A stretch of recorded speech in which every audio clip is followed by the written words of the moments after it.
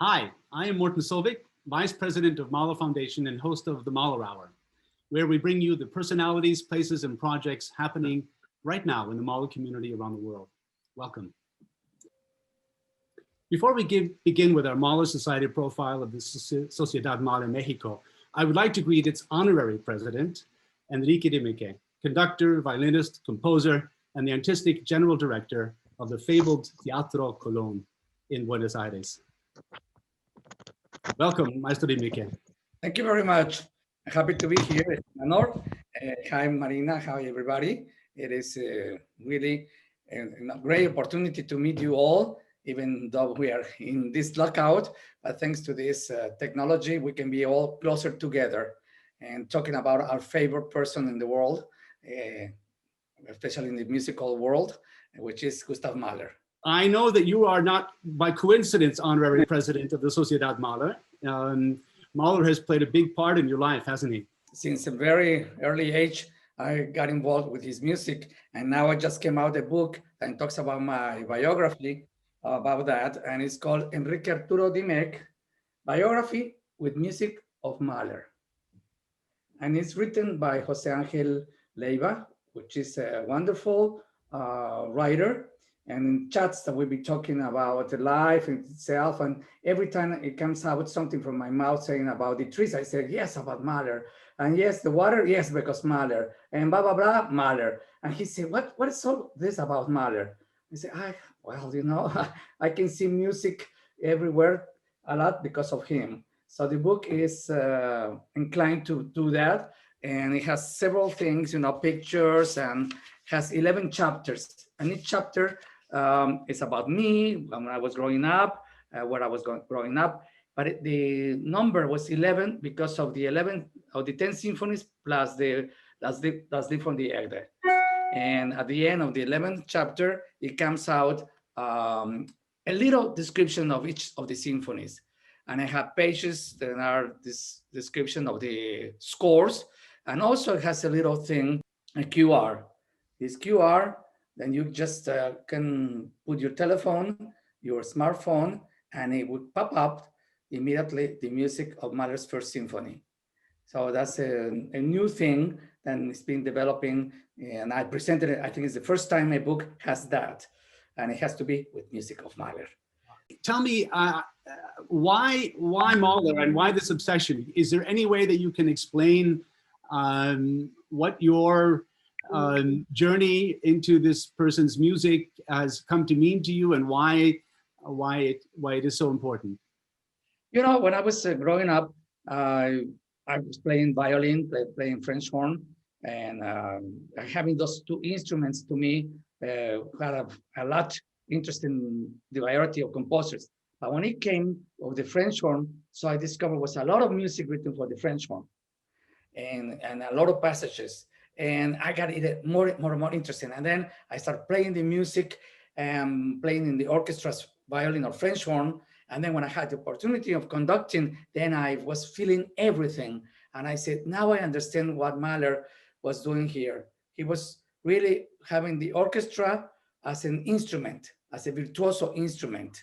So like it would be Chopin with the piano, you know, or Rachmaninoff with the piano, or Haifes or Paganini with the violin. So Mahler had the orchestra. So that's why you have all these sounds coming out of different ways. And then he accumulates all these sounds and makes the orchestra to be virtuoso.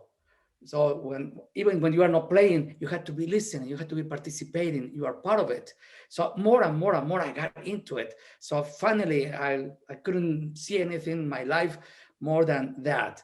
So even though my name is Arturo, because of Toscanini, and I knew the rivalry in between Mahler and Toscanini in New York, I preferred Mahler.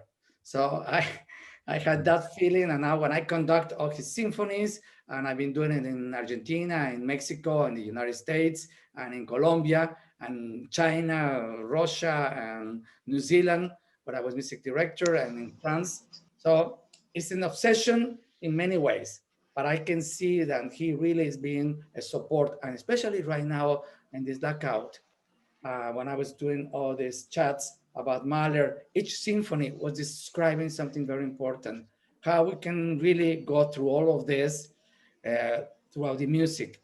It was described there, and I was just feeling the emotions. So it's been wonderful. It's been wonderful. So, so you have conducted several complete Mahler symphony cycles around the world, haven't you? Over many years, you've been a champion of these symphonies for a long time. Yes, absolutely. I started since I started my career. The first movement I conducted, actually, when as a student, was the third movement of the Mahler's Fourth. And after before that, I was playing the violin part of the second movement. So when I was doing that, the scordatura of the violin, which is the devil or whatever, I'm playing.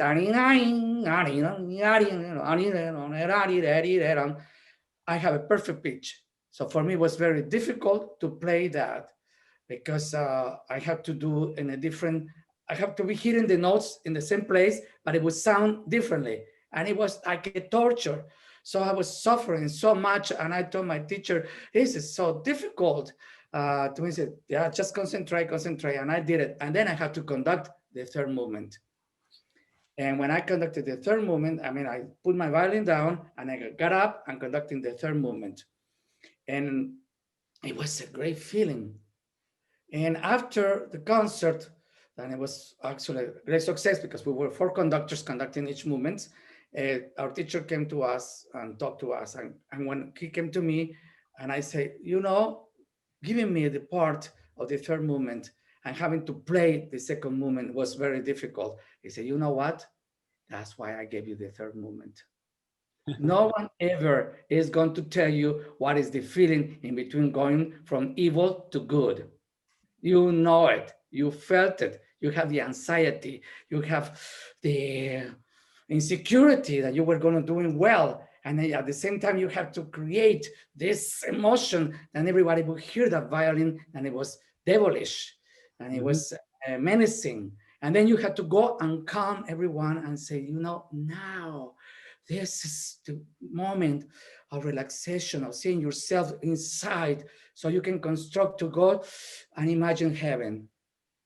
Well, this is, of course, one of the unbelievable aspects of Mahler, whose music embraces every extreme and everything in between. And this sense of taking in the complete human experience, of course, is second to none. And I think that's why many of us are here today, celebrating the Mahler Hour and hearing from you. You are honorary president. Very appropriately, how does it feel to be the honorary president? We'll hear more about the society in a moment. Yeah, sure. Well, first of all, it's an honor. That's why it's called honorary. It's an honor. And I've been associated with almost since it was born, its foundation, but I was more because I was in Mexico with the National Symphony of Mexico. And when I did the first cycle of the Mahler symphonies, including Das Lied and the Mahler's 8, and it's very difficult to put together because of the choruses. We have choruses coming from Minnesota, from the United States, and then the Bellas Artes of Mexico's opera chorus. And it was amazing. And then I did all this cycle in Argentina with the 2 orchestras, with the Philharmonic, which I'm the music director, and then the opera orchestra, which is called Orquesta Estable. So then when I've been working with the society, I've been trying to really push it more and more and more to unify Latin America. So being here in Argentina is helping me. Unfortunately, the pandemic kept us a little apart because the majority of the people were concert goers. And of course, now we cannot go to concerts and still we are closed. So it's been kind of difficult, but with Francisco and his help and with his hand, we are going to do it. We're going to do it. Thank you so much for being my guest. We're going to hear more now from Francisco. Thank you so much.